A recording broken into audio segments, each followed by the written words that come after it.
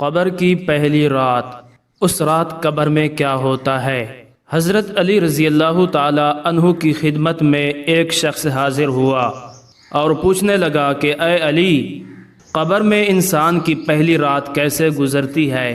تو حضرت علی رضی اللہ تعالی عنہ نے فرمایا کہ میں نے اللہ تبارک و تعالی کے رسول صلی اللہ علیہ وآلہ وسلم سے سنا کہ انسان کی سب سے مشکل رات قبر کی پہلی رات ہوتی ہے، جب دوسرے انسان، اس کے دوست، عزیز و اقارب، رشتہ دار اسے دفنا کے چھوڑ کر چلے جاتے ہیں تو وہ انسان روتا رہتا ہے۔ ہر ایک دوست اس کے پاس آتا ہے اور اسے روکنے کی کوشش کرتا ہے کہ مجھے چھوڑ کر نہ جاؤ، لیکن افسوس اس کی آواز کوئی نہیں سنتا۔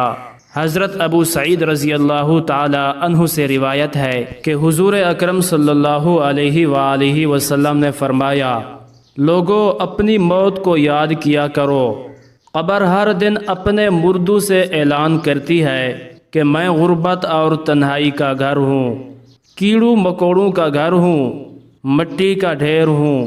جب مومن کو دفن کیا جاتا ہے تو قبر اسے مرحبا کہہ کر خوشخبری دیتی ہے کہ میری پشت پر چلنے والوں میں سے تو بڑا محبوب تھا، آج میں تیری ہو گئی اور تو میرے پاس آ گیا، آج میرا احسان دیکھ۔ یہ کہہ کر قبر کشادہ ہو جاتی ہے اور جنت کا دروازہ کھول دیا جاتا ہے، جہاں سے اس کو تازہ ہوا آتی ہے۔ حضرت ابو ہریرہ رضی اللہ تعالی عنہ کا بیان ہے کہ حضور اکرم صلی اللہ علیہ وآلہ وسلم ایک جنازے میں شریک تھے اور میں بھی آپ کے ہمراہ تھا۔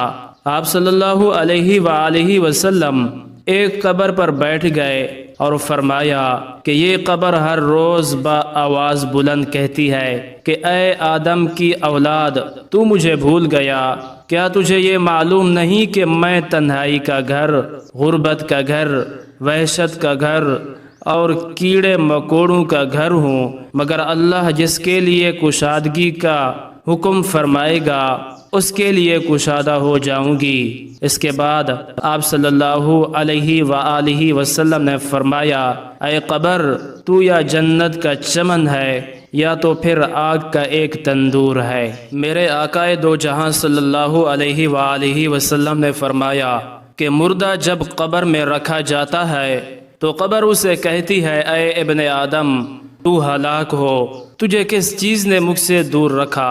کیا تجھے معلوم نہ تھا کہ میں کیڑوں مکوڑوں کا گھر ہوں؟ تجھے کس چیز نے مجھ سے بہکا کر نڈر کر دیا؟ تو میری پشت پر بہت اکڑ کر چلتا تھا، اگر وہ نیک ہوگا تو جواب دینے والے اسے جواب دیں گے کہ اے قبر، تو دیکھ تو صحیح اس کے اعمال کیسے ہیں۔ یہ اچھائی اختیار کرتا تھا اور برائی سے دور رہتا تھا۔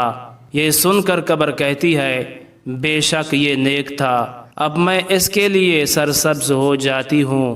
مردے کا جسم اس وقت منور ہو جاتا ہے اور اس کی روح اللہ تبارک و تعالی کی طرف بھیج دی جاتی ہے۔ پیارے ناظرین، مردے سے اس کی قبر کہتی ہے کہ اے ابن آدم، تیری ہلاکت ہو، تو نے میری تنگی، بدبو اور کیڑے مکوڑوں کا خوف نہیں کیا، اس لیے تو نے ان چیزوں سے بچنے کے لیے تیاری نہ کی۔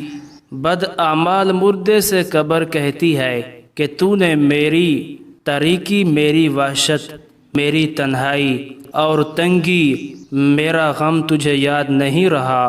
اس کے بعد قبر اس کو جکڑ لیتی ہے اور فرشتے اس کو ہتھوڑوں سے ایسے مارتے ہیں کہ اس کی پسلیاں ادھر کی ادھر ہو جاتی ہیں، پھر دوزخ کی کھڑکی اس پر کھول دی جاتی ہے۔ اللہ اکبر۔ اور وہ مردہ حشر تک اس عذاب میں مبتلا رہتا ہے۔ مرنے کے بعد ہر مردے کو صبح اور شام کو اس کا ٹھکانہ دکھایا جاتا ہے۔